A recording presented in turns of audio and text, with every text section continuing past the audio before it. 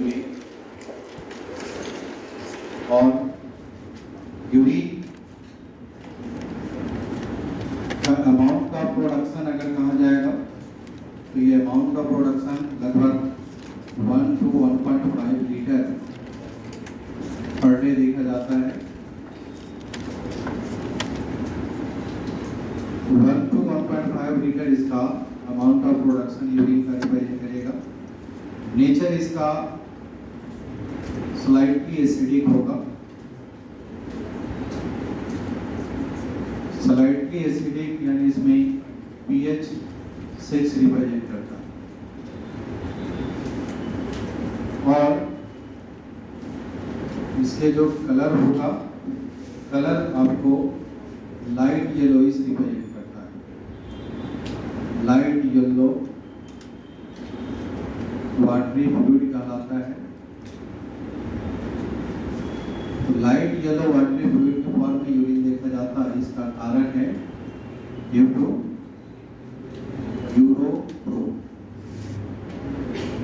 Urochrome pigment के कारण इसका कलर येलोइश होता है। और इसकी कैरेक्टरिस्टिक स्मेल होता है, ओडर होता है। ये आपको देखा जाता है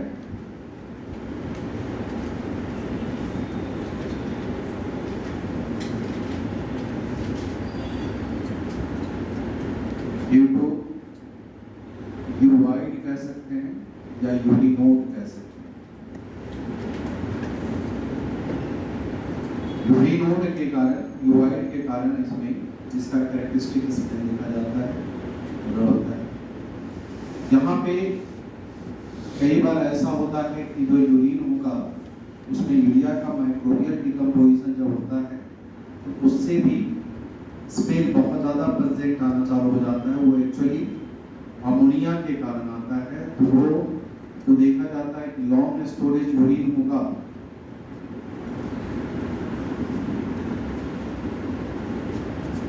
urea of long storage urine, इसमें एक्चुअली माइक्रोबियल एक्शन होता है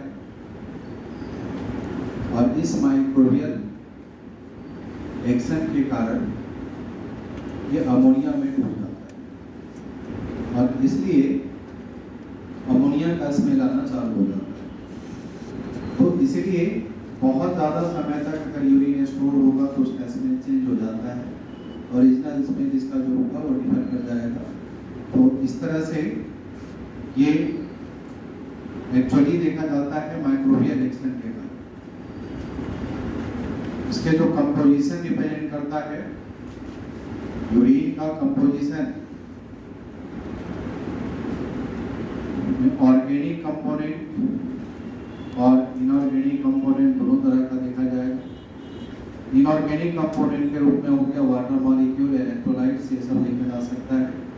ऑर्गेनिक मॉलिक्यूल्स के फॉर्म में देखा जाता है कि इसमें नाइट्रोजिनस बेस्ड के फॉर्म में रिप्रेजेंट करेगा और उसके केस में खास करके जैसे आपको लिखा है यूरिया लगभग 20 to 35 ग्राम पर डे ये आपके बॉडी में तैयार होता है। तो 20 to 35 ग्राम ये यूरिया का प्रोडक्शन आपको शो करता है। तो ऑर्गेनिक कंपोनेंट के रूप में नाइट्रोजनस बेस्ड होगा, यूरिया, यूरिक एसिड, अमोनिया ये सब देखा जा सकता है, जिसमें यूरिया आपको 20 to 35 ग्राम एक्सक्रीट करता है। इसके कैरेक्टरिस्टिक फीचर अगर बोला जाएगा, यूरिन का कैरेक्टरिस्टिक अफेक्ट होता है bye variety of condition.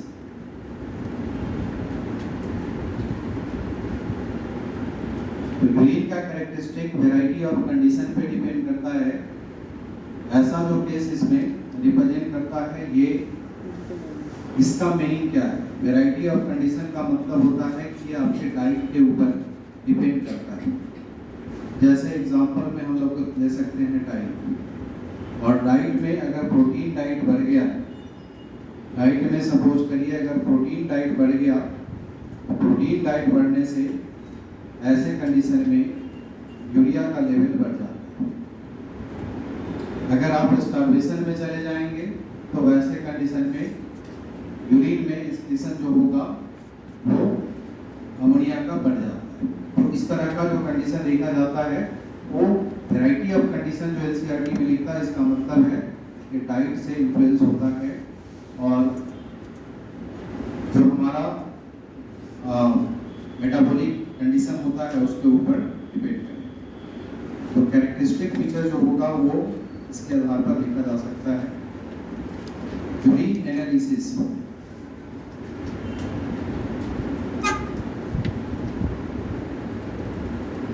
Urine analysis ये आपको हेल्प करता है एक तरह से क्लिनिकल डायग्नोसिस में।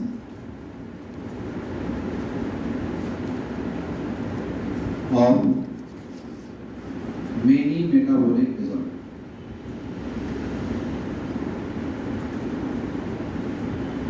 and malfunctioning of kidney.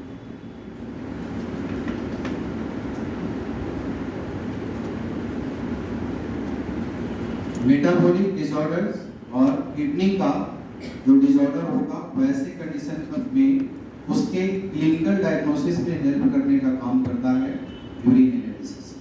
कैसे क्लिनिकल डायग्नोसिस में हेल्प करता है? जैसे अगर हम लोग इसमें देख सकते हैं कि ग्लाइकोसोरिया, यूरिन का जो कंडीशन है उसमें आपको ग्लाइकोसोरिया का केस मिला।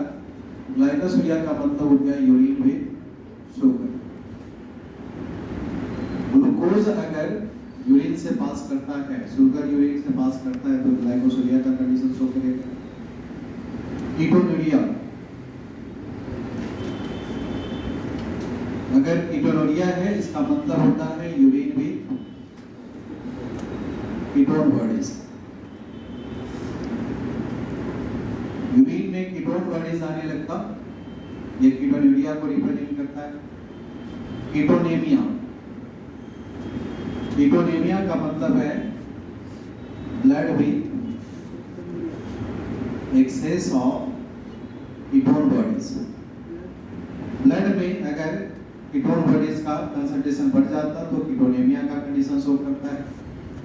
उसी तरह से डाययूरेसिस, मतलब ये आपको ऐसा कंडीशन हो जाता है तो इंक्रीज कर जाता है अमाउंट ऑफ यूरिन प्रोडक्शन।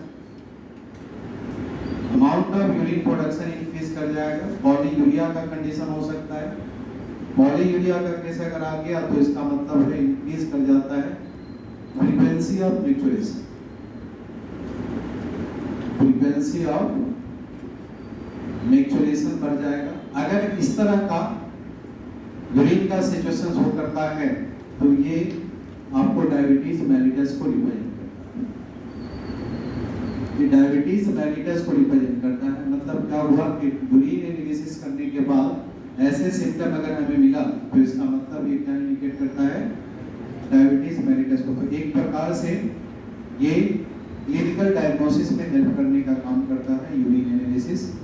अब जैसे यहाँ पे हमने जो बताया इस प्रकार का कंडीशन होता है, उसमें आपको डाययूरेसिस और पॉलीयूरिया का कॉमन कंडीशन जो देखा जाता है, इनफैक्ट समटाइम जो होता है कीटोन बॉडीज का केस भी चला आता है। ये केस आपको देखा जा सकता है डायबिटीज इंसिपिडस में। डायबिटीज मेलिटस और डायबिटीज इंसिपिडस में डिफरेंस ये है कि मेलिटस में शुगर पास करेगा, इंसिपिडस में शुगर पास नहीं करता है, लेकिन ये लगभग सिम्टम सेम होता है। एक डिफरेंस इसमें ये भी रिप्रेजेंट करता है कि इंसिपिडस जो होता है उसके केस में कीटोन बॉडीज कंपैरेटिवली कम बनता है, मेलिटस में कीटोन बॉडीज का फॉर्मेशन ज्यादा होता है, लेकिन सिम्टम इस तरह से शो करेगा। बेसिक डिफरेंस यूरिया में रिप्रेजेंट है। तो यहाँ पर क्या हुआ कि यूरिन का इस तरह का एनालिसिस बताता है हमारे डिसऑर्डर को, तो ये क्लिनिकल एनालिसिस में हेल्प करने का काम करता है। एक टर्म होता है ओलिगोयूरिया। ओलिगोयूरिया का मतलब होता है स्मॉल अमाउंट ऑफ यूरिन अगर प्रोड्यूस होता है, यूरिन प्रोडक्शन अगर घट जाता है तो ऐसे कंडीशन में उसको ओलिगोयूरिया कहा जाए। डिसयूरिया का मतलब होता है पेनफुल यूरिनेशन। पेनफुल यूरिनेशन यानी ये एक प्रकार से डिफिकल्ट यूरिनेशन का कंडीशन हो जाता है, तो ये डिसयूरिया का केस देखा जाता है। पाईयूरिया का मतलब हो गया यूरिन विद पस। यूरिन में पस बनना चालू हो जाता है तो ये केस आपको पाईयूरिया को रिप्रेजेंट करता है। एजेटोमिया का मतलब हो गया यूरिन में नाइट्रोजनस बेस जितना होना चाहिए उससे ज्यादा हो जाता है। यूरिन विद एक्सेस ऑफ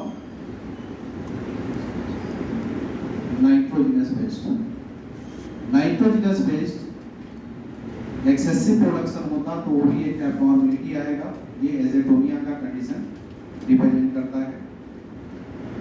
अल्केप्टोन्यूरिया का कंडीशन अगर है तो इसका मतलब है यूरिन में स्क्रीन करना चालू हो जाता है होमोजेनेटिक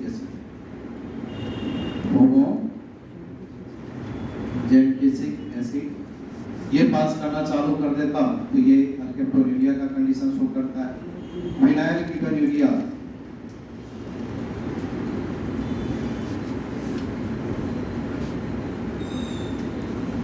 फिनाइलकीटोन्यूरिया का कंडीशन अगर होगा तो इसका मतलब होता है कि यूरिन में एक्चुअली फिनाइलएलानीन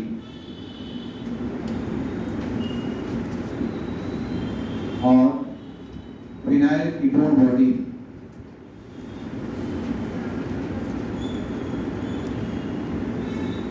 ये बॉडीज का फॉर्मेशन होना चालू हो जाता है तो ये फिनाइलकीटोन्यूरिया को रिप्रेजेंट करता है। तो ये सब इस प्रकार का क्लिनिक मतलब यूरिन एनालिसिस से पता चल पाता है। ऐसे इसमें यूरिन एनालिसिस से ही पता चलता है ग्लोमेरुलोनेफ्राइटिस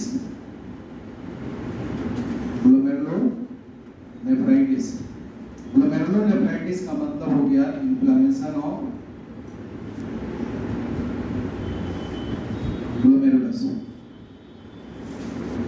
ग्लोमेरुलस का अगर इन्फ्लेमेशन हो जाता है तो इसको कहते हैं ग्लोमेरुलोनेफ्राइटिस। यानी ऐसे केस में क्या होगा, जब इन्फ्लेमेशन ऑफ ग्लोमेरुलस का कंडीशन होगा तो इस केस में फेल कर जाता है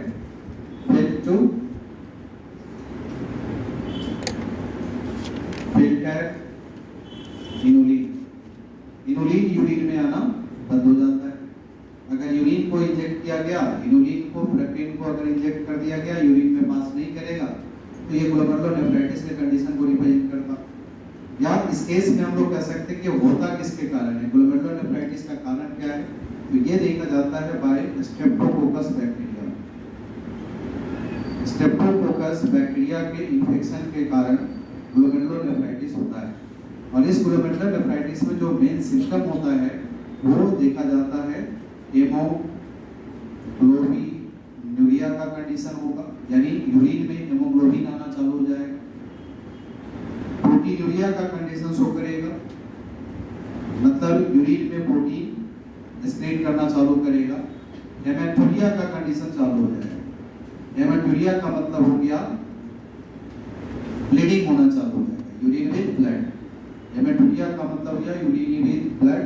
ऐसे केस को ब्राइट डिजीज भी कहा जाता है। ब्राइट डिजीज में हमेशा यूरिन में ब्लड आता रहेगा तो ये ब्राइट डिजीज का कंडीशन रिप्रेजेंट करता है। तो इस तरह से ग्लोमेरुलोनेफ्राइटिस का कंडीशन जो रिप्रेजेंट करता है वो इस तरह का केस देखा जाता है। ये सभी पे क्वेश्चन आया है, किसी न किसी ईयर में अलग अलग पैटर्न पे ये क्वेश्चन आया है, तो ये दिमाग में रखिए कि ग्लोमेरुलोनेफ्राइटिस का ये सारा सिचुएशन आपको इस प्रकार का देखा जाता है। के टाइम पे होता है क्या डिसयूरिया का जो कंडीशन है वो रीनल कैल्कुली के टाइम पे होता है? ये हो सकता है, उस समय हेमाटूरिया भी हो जाता है। रीनल कैल्कुली एक्चुअली का कंडीशन रिप्रेजेंट करता है कि ये एक्चुअली किडनी में स्टोन बनना चालू होगा, तो ऐसे केस को कहते हैं रीनल कैल्कुली, यानी ये एक प्रकार का स्टोन रिप्रेजेंट करता है या insoluble mass of crystallised salt होगा। क्रिस्टलाइज्ड सॉल्ट यहाँ पर ये ऑक्सीडेट के फॉर्म में देखा जा सकता है। कैल्शियम ऑक्सीडेट, यानी जनरली क्या होता है कि रीनल कैल्कुली वैसे लोगों में होता है जिसमें पानी कम पीता है। आपके बॉडी का जितना वॉल्यूम है उसका 70% वाटर हमें एवरीडे देना चाहिए।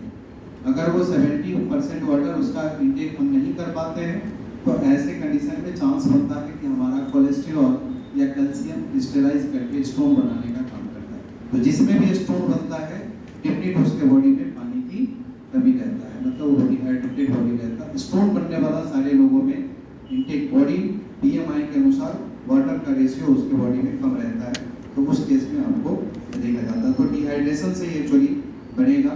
और इस केस में जो ये सॉल्ट का मतलब कि क्रिस्टलाइज सॉल्ट का फॉर्मेशन जो देखा जाता है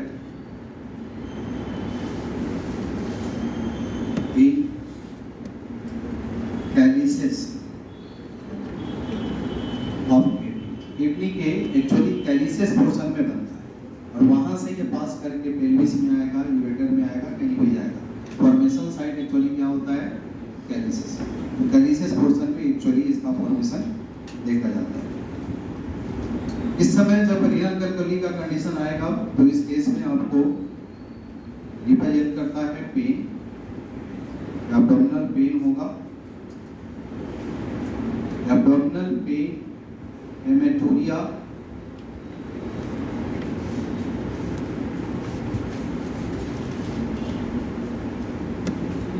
एंड डिसयूरिया का केस देखा जाएगा या यूरिनेशन के समय में बर्निंग सेंसेशन भी आता है। तो इस तरह का केस होता है। अब इस रीनल कैल्कुली का सर्जरी लेस, ब्लड लेस और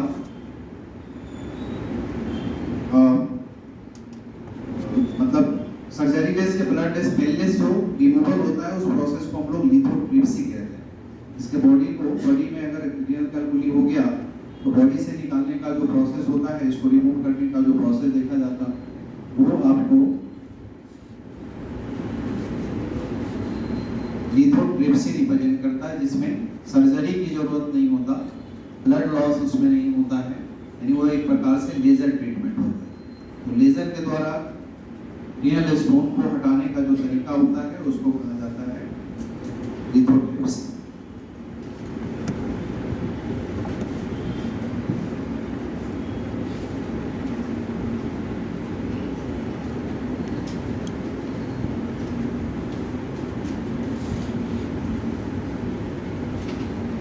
kidney transplantation.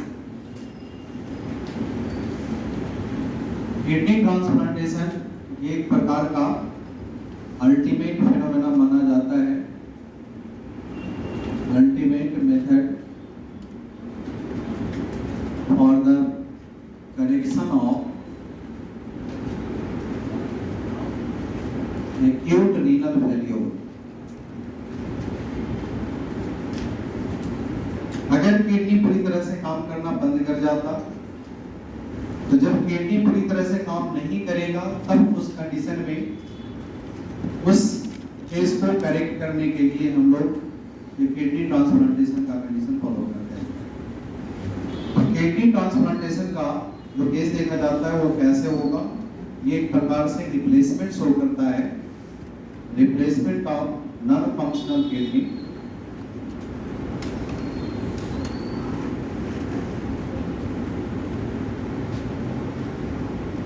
by functional kidney।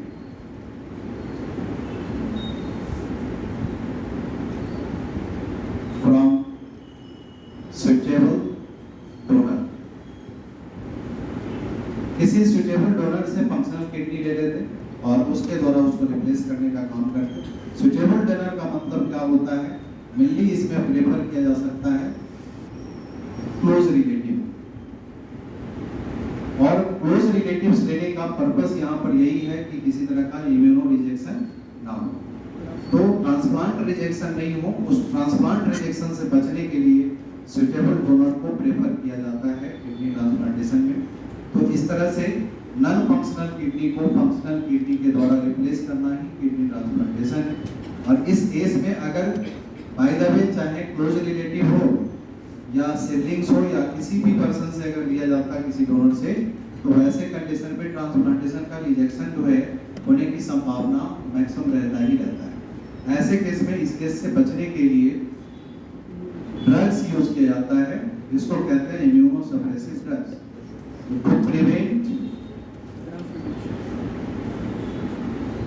Immuno rejection of host. Host के इम्यून सिस्टम के द्वारा जो रिजेक्ट किया जाएगा उससे बचने के लिए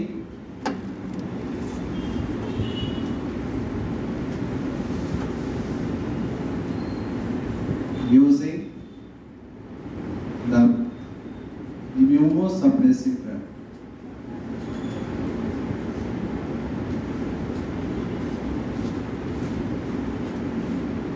इस इम्यूनोसप्रेसिव ड्रग्स को कहते हैं इमुरान। इस ड्रग्स का नाम है इमुरान, जो साइक्लोस्पोरीन और एजेथियोप्रीन होता है। साइक्लोस्पोरीन और एजेथियोप्रीन प्लस स्टेरॉइड इसमें यूज किया, चॉइस में इसी तरह से आएगा, मतलब इसमें आइदर इमुरान एंड स्टेरॉइड करके आएगा या साइक्लोस्पोरीन प्लस स्टेरॉइड करके आता है। 4-5 बार क्वेश्चन आया, सब में इसी तरह से चॉइस आया, तो इसलिए आप इसमें आइदर इमुरान के फॉर्म में आएगा या ड्रग्स प्लस स्टेरॉइड करके आएगा, तो इस तरह से कॉम्बिनेशन में चॉइस आता है। तो जो इम्यूनोसप्रेसिव ड्रग्स इसमें यूज किया जाता, वो इम्यूनोसप्रेसिव ड्रग्स आपको इमुरान, और इमुरान जो हम लोग कहते हैं इमुरान ब्रांड नेम है, ये आपको केमिकल फॉर्म रिप्रेजेंट करता साइक्लोस्पोरीन एजेथियोप्रीन, जो कि प्रोटीन बॉडी ऑफ फंजाई से ऑब्टेन किया जाता है, और साथ में स्टेरॉइड का यूज किया जाता है। ये आपको जब भी ट्रांसप्लांटेशन का कंडीशन किया जाता, तो ट्रांसप्लांटेशन के टाइम से लेकर के may be through out of life इस ड्रग्स का एप्लीकेशन लिया जा सकता है। तो ट्रांसप्लांटेशन से लेकर के थ्रू आउट ऑफ लाइफ तक का एप्लीकेशन की जरूरत पड़ सकता है इम्यूनोसप्रेसिव ड्रग्स को, और इसीलिए इस ड्रग्स का यूज बहुत ज़्यादा ना हो, इसीलिए क्लोज रिलेटिव्स को अगर यूज करते हैं तो इजी जाता है, रिजेक्शन का संभावना कम रहता है। और रिजेक्शन हमेशा जो होता है वो हमारे बॉडी का कॉम्पिटिटिव फैक्टर जो होता है उसके मैच नहीं होने के कारण रिजेक्शन देखा जाता है, यानी कि सेलुलर बैरियर जो होता है वो रिजेक्शन का कारण नहीं बनता है।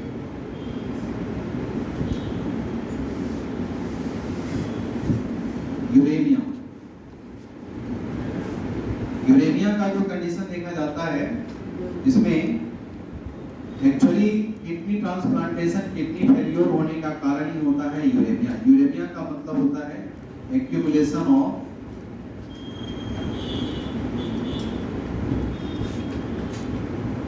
Urea in blood.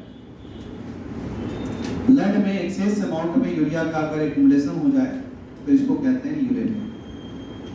तो ब्लड में यूरिया का एक्यूमुलेशन नहीं होना चाहिए, अगर ये एक्यूमुलेशन होता है तो ये यूरेमिया का कंडीशन शो करता, और इसके कारण हो सकता है higher risk to failure kidney का फेल्योर होने का संभावना यहाँ पर इसी के कारण होता है, यानी यूरिया एक्सेस कंसंट्रेशन में रहेगा तो उस कंडीशन में किडनी फेल होने का संभावना देखा जाता है। इसीलिए ऐसे कंडीशन में यूरेमिया से बचना पहले जरूरी होता है। ब्लड में यूरिया का कंसंट्रेशन बहुत ज़्यादा नहीं होना चाहिए, इससे रीनल टिश्यू जो होता है वो डोर्मेंट होना चालू हो जाता है और ग्रेजुअली वो काम करना बंद कर देता है। तो ऐसे कंडीशन में यहाँ पर इसको क्योर किया जा सकता है, it is cured by hemodialysis. Hemodialysis के द्वारा यूरेमिया से बचा जा सकता है, और हेमोडायलिसिस का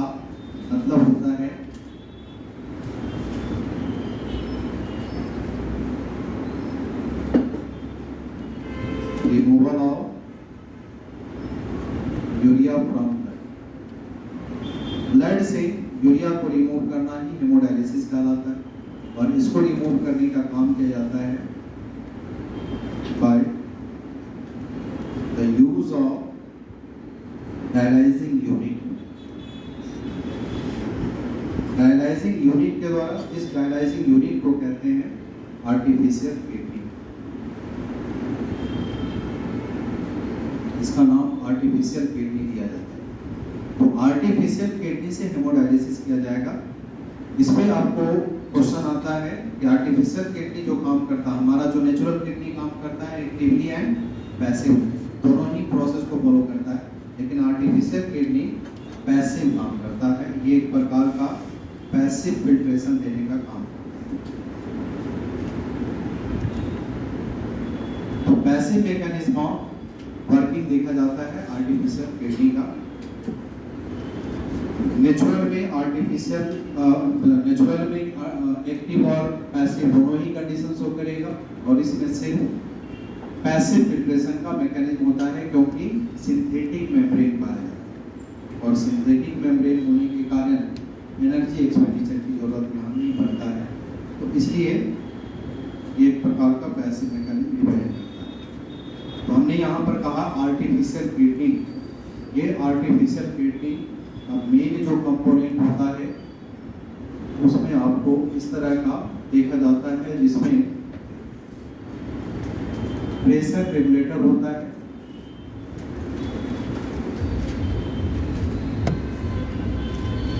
एक प्रेशर रेगुलेटर होता है जो कि ब्लड फ्लो को चेंज करता रहेगा, उसके प्रेशर को चेंज करता रहता है, मूवमेंट को। तो प्रेशर रेगुलेटर पाया जाता है। दूसरा, इस डायलाइजिंग यूनिट में कॉइल ट्यूब्यूल प्रेजेंट होता है सेलोफेन मेम्ब्रेन का। इस तरह से कॉइल ट्यूब्यूल होगा सेलोफेन मेम्ब्रेन का।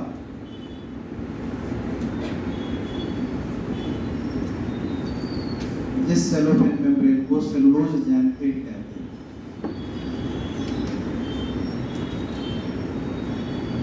ये कॉइल ट्यूब्यूल का केस इसके अंदर में प्रेजेंट रहेगा। ये आपको सेलुलोज जैंथेट का बना होता है, यानी सेलोफेन का बना होता है, और इसके चारों तरफ, इसके सराउंडिंग में भरा हुआ रहेगा क्या, डायलाइजिंग फ्लूइड। इसमें भरा रहता है डायलाइजिंग फ्लूइड। ये डायलाइजिंग फ्लूइड हमारे ब्लड प्लाज्मा के जैसा ही होगा, सिर्फ इसमें नाइट्रोजनस बेस्ड नहीं होता। तो एग्जैक्ट ब्लड प्लाज्मा के जैसे ये डायलाइजिंग फ्लूइड रहेगा, और इससे फायदा ये होता है कि ब्लड प्लाज्मा में जैसे नाइट्रोजनस बेस्ड है, इसलिए उसको फिल्ट्रेशन की जरूरत पड़ जाता है। यहाँ पे क्या होता है कि इसमें जब नाइट्रोजनस बेस्ड नहीं है, मतलब फिल्ट्रेशन और सेक्रेशन की जरूरत पड़ जाता है। यहाँ पे क्या है कि नाइट्रोजनस बेस्ड नहीं है, तो high concentration to low concentration जो इम्प्योरिटीज होगा वो निकल जाता है। तो वैसा देखा जाता है, और इस तरह से यूरिन निकालने का जो वे होता है वो इस तरह से शो करता, जहां पर यूरिन को स्टोर किया जाता है। ठीक है, ये सारे कंपोनेंट देखा जाता है। इसमें काम कैसे करता है, एक्चुअली क्या होता है कि आपके रेडियल आर्टरी से, रेडियल आर्टरी यहां से ब्लड लिया जाता है, रेडियल आर्टरी से पंप आउट किया जाएगा ब्लड को, और इस ब्लड में एक्चुअली इस ब्लड को बॉडी टेम्परेचर पे लाया जाता है, और मतलब 0 टेम्परेचर पे से ले जाएंगे। सबसे पहले इसको 0 डिग्री सेंटीग्रेड पे ले जाते हैं, और इसमें मिक्स कर देते हैं हिपेरिन। क्या मिक्स कर दिया, एंटीकोगुलेंट। ठीक है, एंटीकोगुलेंट यानी हिपेरिया इसमें मिक्स हो गया, इसी ब्लड को यहाँ पर सेलोफेन ट्यूब में। अब ये क्या होगा, ब्लड यहाँ से फ्लो करना चालू किया। अब ये फ्लो इससे सेलोफेन ट्यूब के थ्रू मूव करता हुआ आएगा। जब ये इस तरह से मूव करेगा, तो मूव करते समय जब ये सेलोफेन ट्यूब से ये मूव करता हुआ जाएगा, तो इस मूवमेंट के प्रोसेस में क्या होगा कि ब्लड के अंदर में नाइट्रोजनस बेस्ड होगा और डायलाइजिंग फ्लूइड में नाइट्रोजनस बेस्ड नहीं है।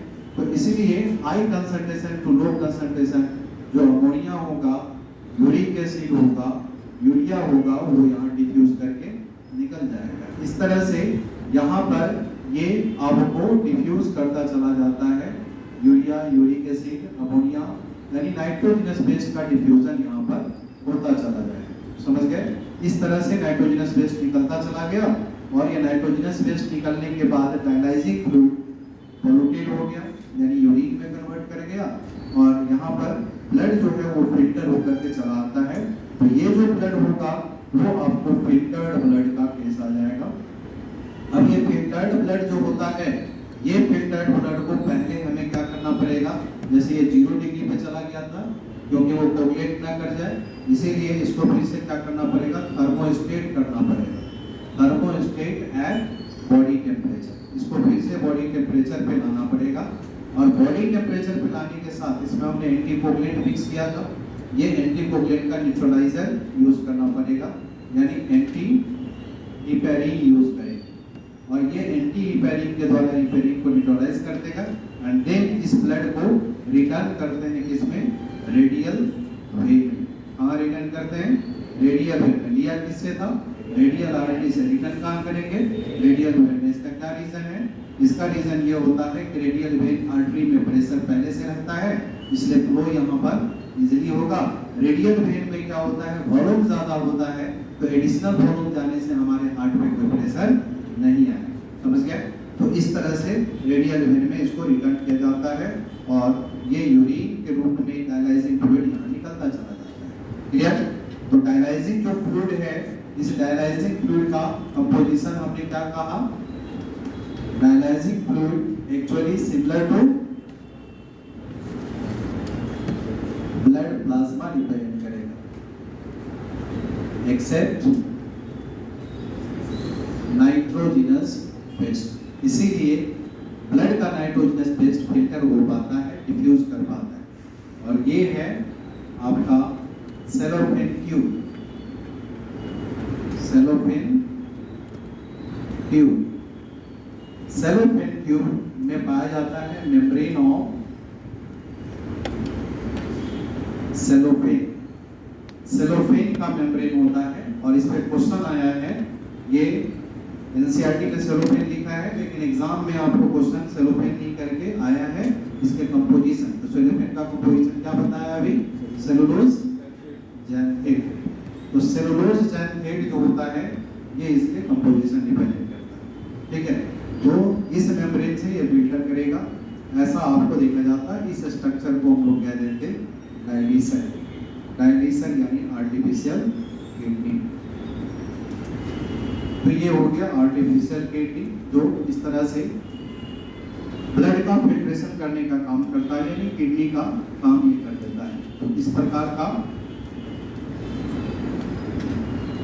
आर्टिफिशियल किडनी का यानी डायलिसिस का जो प्रोसेस है वो फॉलो किया जाता है।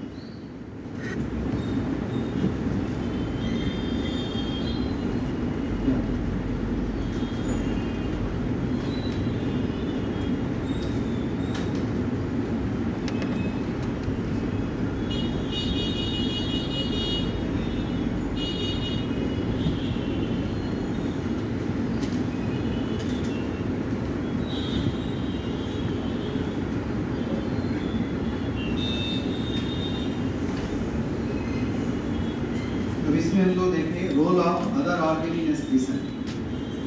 कुछ अदर ऑर्गन है जो एक्सक्रीशन में, जिसको हम लोग सेकेंडरी एक्सक्रीटरी ऑर्गन कहा। तो एक्सक्रीशन में जो ये अदर ऑर्गन रोल प्ले करने का काम करता है, लाइक लंग्स। लंग्स एक्सक्रीट करने का काम करेगा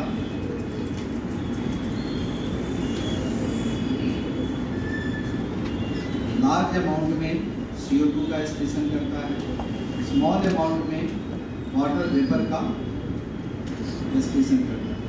लार्ज अमाउंट क्यों कहते हैं, क्योंकि ये 200 ml पर मिनट के रेट से एक्सक्रीट करने का काम करता है CO2 और वाटर को ये एक्सक्रीट करता है 400 ml पर डे। इसलिए लंग्स मैक्सिमम एक्सक्रीशन किसका करता है? CO2। तो इस तरह से इसका लंग्स का रेस्पिरेटरी बेस जो होगा water level and CO2 represent करता है।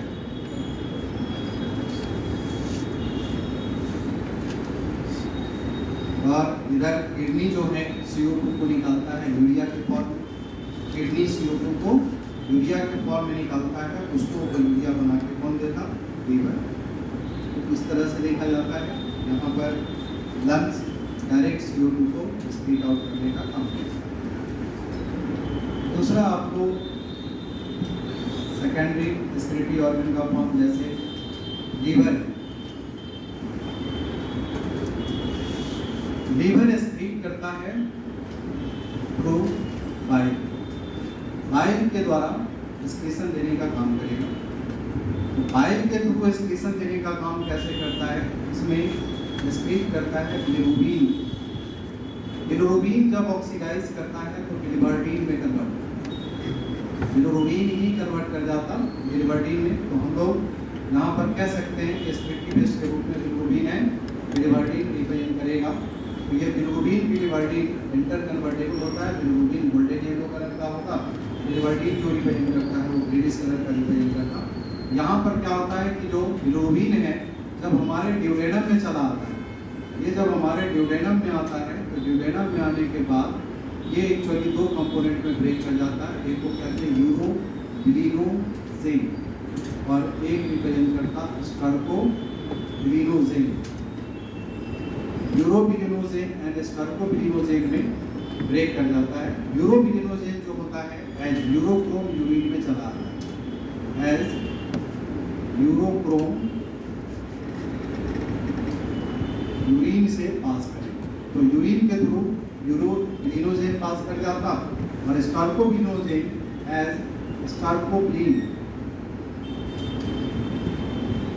फीकल मैटर में चला। तो आपके फीकल मैटर का जो कलर होता है वो स्टर्कोबिलिन के कारण होता है और यूरिन का कलर यूरोक्रोम के कारण आता है। ये यूरोक्रोम किसका प्रोडक्ट है? बिलिरुबिन का। तो आपको इस तरह से इसमें जो लीवर का मेटाबॉलिक वेस्ट है यानी बाइल के थ्रू जो वेस्ट आता है ये degraded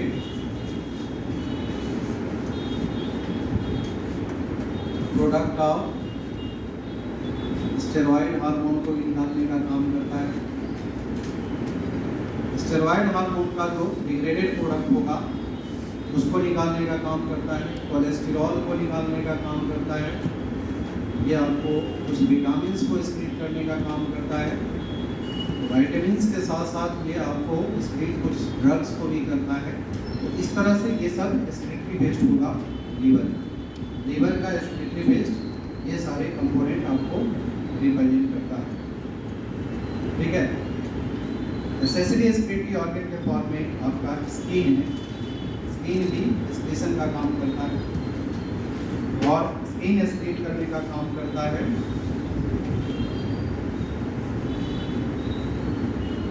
through it's two types of gland.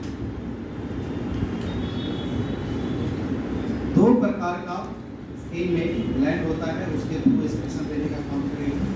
ये टू टाइप्स का ग्लैंड जो एक्सक्रीट करने का काम करता है उसमें हो गया स्वेट ग्लैंड। स्वेट ग्लैंड को क्या बोलते हैं? सुडोरिफेरस। और सीबेशियस ग्लैंड इसको क्या कहते हैं? ओडोरिफेरस। तो सुडोरिफेरस एंड ओडोरिफेरस ग्लैंड जो होता है वो एक्सक्रीशन में इन्वॉल्व होता है। इसमें स्वेट ग्लैंड जो होता है इसका प्राइमरी फंक्शन अगर कहा जाएगा तो प्राइमरी फंक्शन इसका एक्चुअली रिप्रेजेंट करता है स्वेटिंग। स्वेटिंग जो कि एक्चुअली एक कूलिंग इफेक्ट ऑन बॉडी, हमारे बॉडी को हमेशा कूल रखता है। जिस क्या होगा? Thermo regulation. इस प्रोसेस को क्या कहेंगे? Thermo regulation. तो मेन फंक्शन की जो हमारे स्वेट ग्लैंड का है, स्किन का है, वो क्या होता है? थर्मो रेगुलेशन रिप्रेजेंट करता है। और थर्मोरेगुलेशन के प्रोसेस में ये एक्सक्रीशन देने का काम करता है, यानी सेकेंडरी फंक्शन इसका रिप्रेजेंट करेगा एक्सक्रीशन। ये स्वेटिंग प्रोसेस में ही एक्सक्रीट करता है, और ये एक्सक्रीट करता है क्या? ये एक्सक्रीट करता है सोडियम क्लोराइड, यूरिया को, लैक्टिक एसिड को, ग्लूकोज को, अमाइनो एसिड, इस तरह के कंपोनेंट को आपको स्वेटिंग प्रोसेस में एक्सक्रीशन किया जाता है। यानी आपका स्वेट ग्लैंड जो होगा ये sodium chloride, urea, lactic acid, glucose and amino acid जैसे कंपोनेंट को स्क्रीट आउट करने का काम करता है।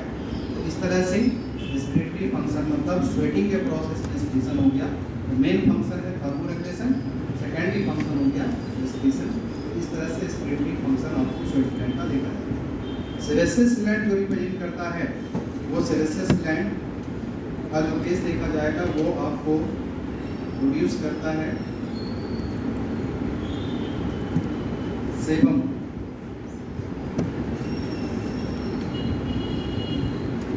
इसको हम लोग स्किन वैक्स कहते हैं। ये स्किन वैक्स को प्रोड्यूस करने का काम करता है, जो एक्चुअली प्रोटेक्टिव आई कवरिंग होता है, आईडी कवरिंग कर सकते हैं ऑन स्किन। स्किन के ऊपर प्रोटेक्टिव आईडी कवरिंग बनाने का काम करता है। तो स्किन को एक आईडी कवर कर देने से इसका पीएच हमेशा 3 to 5 रहेगा और जर्म्स को उसमें एंटर करने से रोकता है, यानी जर्म की लेयर बनाने का काम कर देता है। तो इस तरह से सेबम यानी स्किन वैक्स जो होगा वो ऐसा काम करता है। तो सेबम जो होगा इसका मेन फंक्शन क्या हो गया? एंटी माइक्रोबियल एक्शन है। मेन फंक्शन है इसका एंटी माइक्रोबियल एक्शन देना। लेकिन इसका जो सेकेंडरी फंक्शन होता है वो सेकेंडरी फंक्शन में आपको एक्सक्रीट करता है, और ये एक्सक्रीट करता है एक्चुअली इसी प्रोसेस में, इस प्रोटेक्शन के प्रोसेस में एक्सक्रीट करता है क्या? ये एक्सक्रीट करेगा हाइड्रोकार्बन को, स्टीरॉल को, वैक्स को। ये खुद ही वैक्स है, वैक्स मटेरियल को प्रोड्यूस करने का काम करेगा। तो हाइड्रोकार्बन, स्टीरॉल, वैक्स जैसे मटेरियल को एक्सक्रीट करने का इस प्रकार का फंक्शन आपको देखा जाता है स्किन।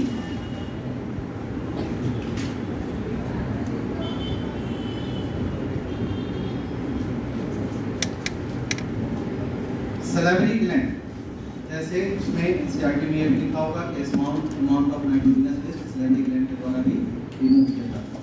तो सैलिवरी ग्लैंड एक्सक्रीट करता है थ्रू सलाइवा। सलाइवा के द्वारा एक्सक्रीशन देने का काम करेगा, और सलाइवा से एक्सक्रीट करता है। तो यहाँ पर वो एक्सक्रीशन का कंडीशन जो देखा जाता है एक्चुअली वो होता है small amount of nitrogenous waste. तो ये आपको एनसीईआरटी में इस तरह से small amount of nitrogenous waste देता है, जबकि ये साथ में लार्ज अमाउंट ऑफ ड्रग्स का एक्सक्रीशन करता है। यानी हमारे बॉडी में सबसे ज़्यादा ड्रग्स का एक्सक्रीशन सलाइवा ही करता है, सैलिवरी ग्लैंड करता है। यानी एडिशनल ड्रग्स हमारे बॉडी में अगर चला जाएगा तो ड्रग्स का एक्सक्रीशन भी ये आपको करता है। तो आपको जब चॉइस है तो यही आंसर करिएगा, ड्रग्स का केस वैसे एडिशनल चॉइस में रहेगा तो कर सकते हैं। ये सब आपका रेस्पिरेटरी सिस्टम में जो एनसीईआरटी के लेवल पे पढ़ना है यही है इतना इसमें। अब एक एक पॉइंट यहाँ पर क्वेश्चन आया हुआ है, उसी को मैंने ऐड करके इसमें बताया है। एटलीस्ट इतने पॉइंट जरूर पढ़ना चाहिए तो आपके सारे क्वेश्चन कवर होंगे।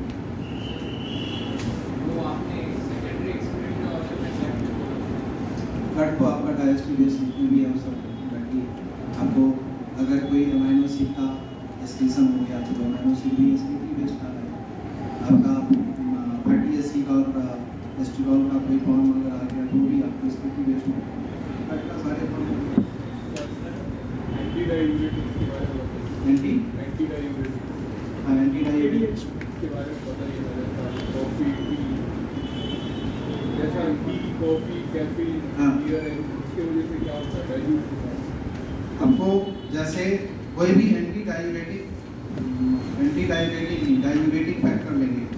डायबिटिक फैक्टर के रूप में जैसे टी कॉफी होता है, ये टी कॉफी अगर लेंगे तो यूरिन का प्रोडक्शन बढ़ जाता है।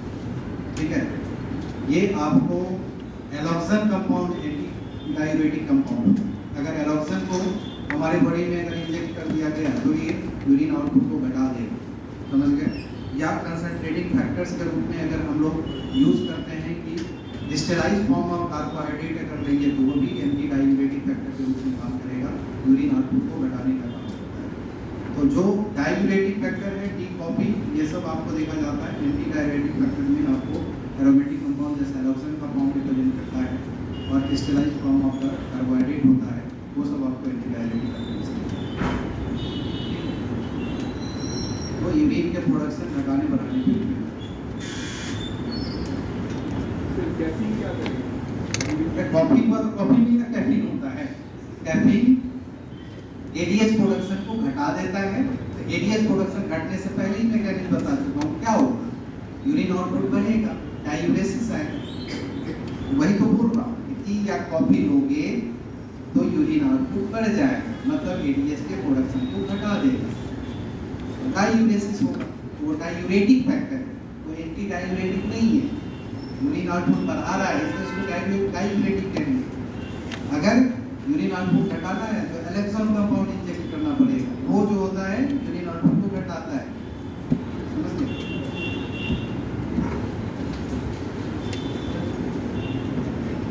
अभी जितने भी गर्ल्स कैंडिडेट हैं सभी अपने कॉपी के साथ मेरे पास आ जाइएगा। हमने बताया था कि आप लोग एनसीईआरटी के सारे पॉइंट हाईलाइट कर रही है, सभी हमारा अभी दिखा करके कॉपी जाओगे। अगले क्लास में वॉइस करेंगे। कौन क्या पूछते हैं? क्या मोनोजाइगोटिक? मोनोजाइगोटिक किसके किसमें? Blood group? हाँ, जरूरत नहीं पड़ेगी। मोनोजाइगोटिक ट्विंस में ना ट्रांसप्लांटेशन के लिए जरूरत है मैच करने का, ना ब्लड ट्रांसफ्यूजन के समय मैचिंग करने की जरूरत है, समझ गए। उसके कॉम्पिटेंट फैक्टर भी सेम रहते हैं।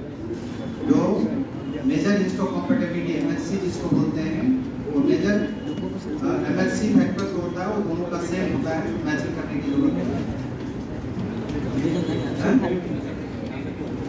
इम्यूनो ट्रांसप्लांटेशन अगर आप कर रहे हैं, कोई ऑर्गन का ट्रांसप्लांटेशन करते हैं, टिश्यू का ट्रांसप्लांटेशन करेंगे तो जरूरत नहीं है।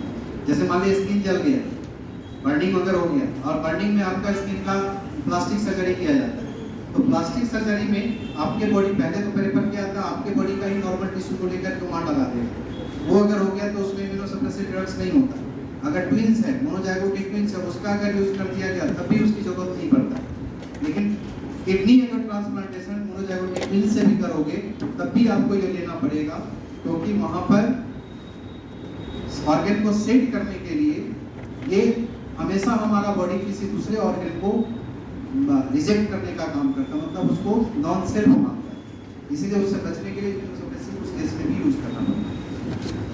लेकिन वो लंबे समय सक्सेस करते हैं।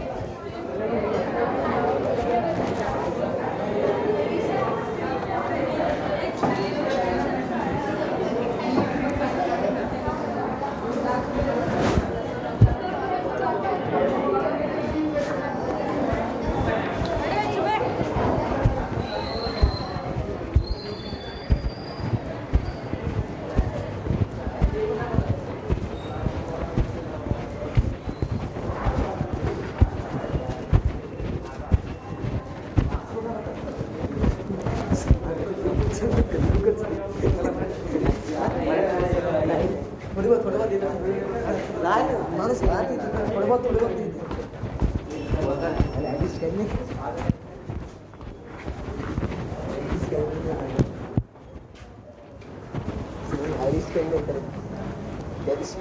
दिवशी तो आले तेव्हा बोलते ते